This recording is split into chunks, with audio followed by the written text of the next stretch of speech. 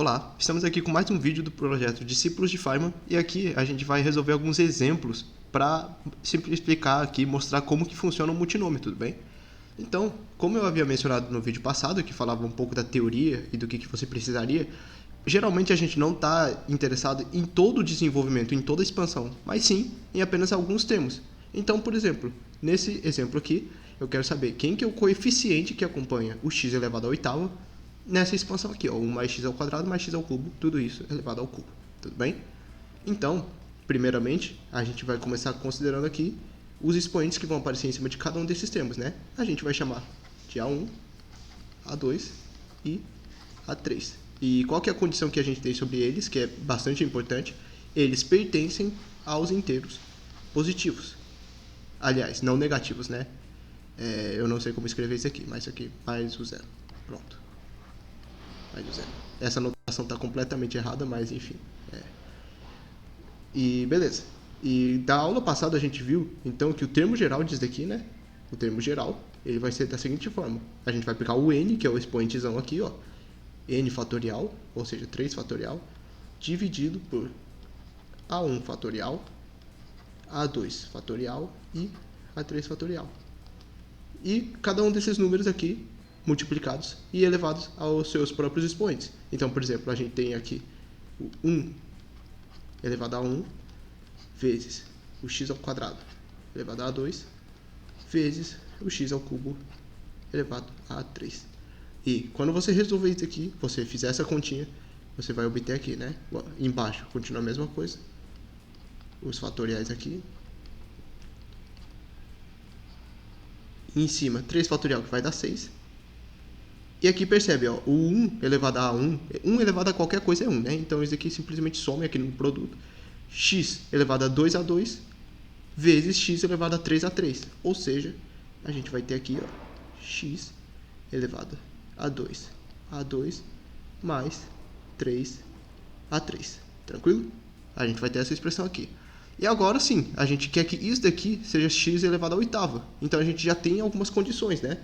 Da aula passada, primeiramente, a gente viu que a soma dos expoentes, ou seja, A1 mais A2 mais A3, tem que ser igual a 3, que é esse expoentezão n aqui. E, além disso, eu tenho outra condição aqui, ó, que o 2A2 mais o 3A3 tem que ser igual a 8. Beleza? E agora a gente está interessado nas soluções inteiras não negativas disso daqui. Então, como que eu faço para resolver isso daqui? Ora, eu vou pegar algum dos fatores, alguns dos expoentes que aparecem mais vezes e ficar variando ele até obter um possível resultado. Então, por exemplo, você percebe que o A2 e o A3 eles aparecem nas duas equações. Então, eu posso ficar variando eles até verificar todas as possíveis soluções, tudo bem? Então, eu vou variar o A3, já que ele está aqui acompanhado do número 3, que é o maior expoente. Vamos fazer o primeiro caso aqui, então. Então, deixa eu cortar aqui, separar. Então, o primeiro caso que eu tenho, o A3 igual a 1. Igual a 0, perdão. E vamos ver se temos alguma solução para isso. Nesse caso específico, você vê que isso aqui vai ser igual a 0. E o A2, então, teria que ser igual a 4, né? Para essa igualdade acontecer. E o A2, então, é igual a 4. Mas você já percebe que aqui um absurdo, ó. Por quê? Se eu fizer aqui, o A2 ele já passou o 3, que é o expoente maior. E, então, o 1 aqui, o A1, ele teria que ser negativo. De tal forma que essa solução aqui não é válida. Ou seja, a gente desconsidera o caso A3 igual a 0. Segundo caso. O A3 igual a 1. Nesse caso específico, então, aqui a gente teria o número 3, né? Eu teria aqui 2A2 mais 3 é igual a 8. Ou, se você fizer a conta, você vai verificar que o A2 teria que ser igual a 2,5. O que também não está certo, né? Lembra que eu falei que ele tem que ser um inteiro não negativo. Então a gente já desconsidera. E a gente tem o terceiro caso. No terceiro caso, a gente vai ter que o A3 é igual a 2. Ora, perceba então que essa segunda equação fica 2A2 mais 6 é igual a 8. Ou seja, você vai obter que o A2 é igual a 1. Opa, agora sim. Agora funcionou. Então, a gente vai levar em consideração esse fator aqui, ó. A3 igual a 2, o A2 igual a 1, e o A1 aqui, ele tem que ser igual a 0, então, para que a primeira equação seja satisfeita. Então, isso daqui é uma possível solução. Tudo bem? E a gente poderia pensar aqui numa quarta solução, né? A gente pode pensar, e se eu fizer aqui o A3 igual a 3? O que acontece? Bem, repara então que a gente teria aqui 2A2 mais 9 é igual a 8. Ora, aqui você já percebe que o A2 tem que ser necessariamente negativo. Então, para qualquer valor de A3 que ultrapasse o 3, a gente já percebe que não vai ter uma solução aqui da forma que a gente deseja, tudo bem? Então, aqui a gente tem esses expoentes únicos aqui. Então, vou reescrever aqui a expressão do termo geral. A gente tem aqui que o termo geral, né? Vai ser 6 dividido por A1 fatorial, A2 fatorial, A3 fatorial, vezes x elevado a 2A2 mais 3A3, beleza? E a gente viu que A1 é igual a 0, A2 é igual, deixa eu ver, que eu não lembro, A2 é igual a 1 e o A3 é igual a 2. Então, quando a gente desenvolver isso daqui, aqui a gente vai ter x elevado à oitava mesmo, mas a gente está interessado nisso daqui, ó, nesse coeficiente. A gente vai ter que o termo geral vai ser então igual a 6 dividido por 0 fatorial vezes 1 fatorial vezes 2 fatorial, x elevado à oitava. E isso daqui vai ser então 6 dividido por 2 fatorial, x elevado à oitava. 2 fatorial igual a 2, né? 6 dividido por 2 dá 3. 3x elevado à oitava. De tal forma, então, que nessa expansão, o coeficiente que acompanha o termo x elevado à oitava é o número 3. Tranquilo? E a gente pode fazer um caso melhor do que esse, né? Por quê? Você percebe que aqui, ó, quando eu fizer essa expansão, eu tive uma solução única, uma tripla única de solução. Porque A3 igual a 0 não funciona, A3 igual a 1 não funciona, A2 e A3 também não funciona. Agora, e se eu mudasse isso daqui? Eu mudasse só o expoente aqui. O que aconteceria? Bem, a primeira coisa que a gente percebe é que o nosso termo geral ele já muda de cara. Por quê? A gente realmente vai ter os coeficientes A1, né? Aqui A1 fatorial, A2 fatorial, A3 fatorial. Só que em cima vai ser 4 fatorial. Porque aqui eu troquei de 3 para 4. Então, 4 fatorial vai ser 6 vezes 4, que dá 24.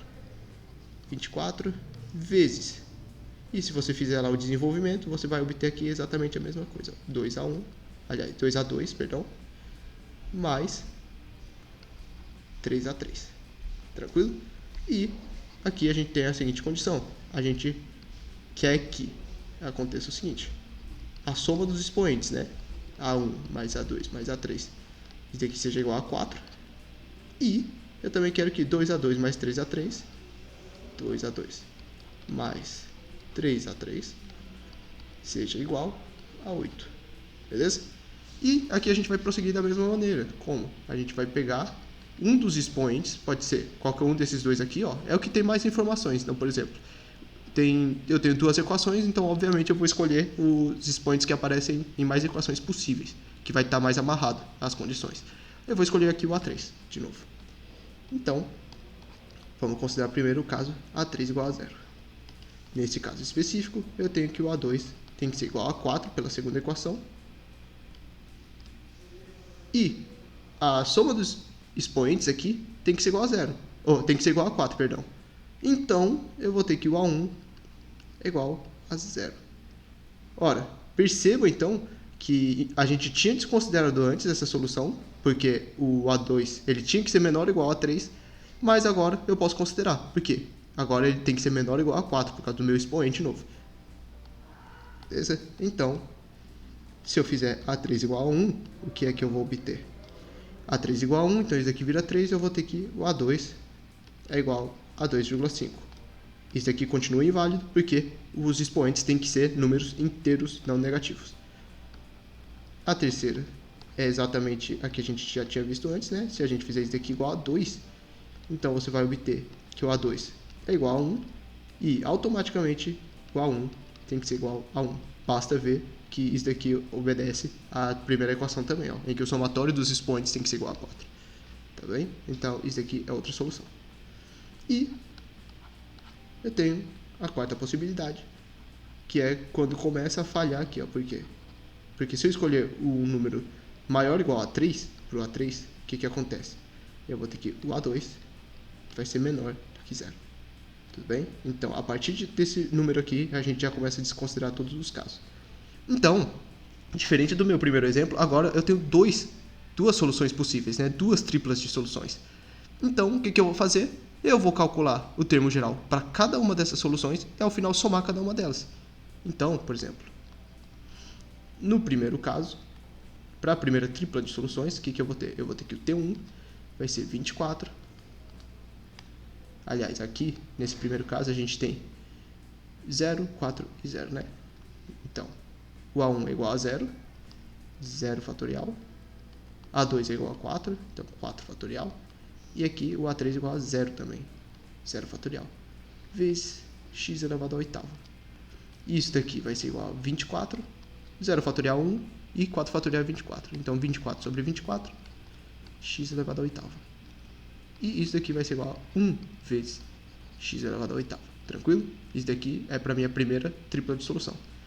Para a minha segunda tripla de soluções, o que a gente vai ter aqui? Ó? A gente vai ter A3 igual a 2, A2 igual a 1 e A1 igual a 1. Tranquilo? Então, quando a gente fizer isso aqui, a gente vai ter aqui 1 fatorial vezes 1 fatorial vezes 2 fatorial. 24 vezes x elevado à oitava. Ora, 2 fatorial é igual a 2 e o resto aqui vai ser igual a 1. Então, 24 sobre 2 vezes x elevado à oitava. E isso daqui vai ser igual a 12x elevado à oitava. Tranquilo? E a gente obteve então essas duas soluções. O que a gente faz com elas? Bem, elas são todas as vezes que o meu termo x elevado à oitava vai aparecer. Então, o coeficiente final dessa expansão vai ser a soma deles. Ou seja, a gente tem aqui o termo que acompanha o x elevado à oitava. Vai ser, então, aliás, o termo equivalente a x elevado à oitava, né? Vai ser x elevado à oitava mais 12x elevado à oitava, que vai ser igual a 13x elevado à oitava. Tranquilo? Dessa forma, então, a gente conclui aqui o nosso raciocínio. Esse segundo caso aqui, a gente viu que tinha mais de um caso, mas a única coisa que muda é que tem um pouquinho mais de conta e, ao final, a gente vai pegar cada um desses termos e vai somar. De tal forma que a gente obtém aqui o coeficiente é igual a 13. Beleza? Então, com isso, a gente finaliza essa aula. Muito obrigado por ter assistido até aqui e até a próxima.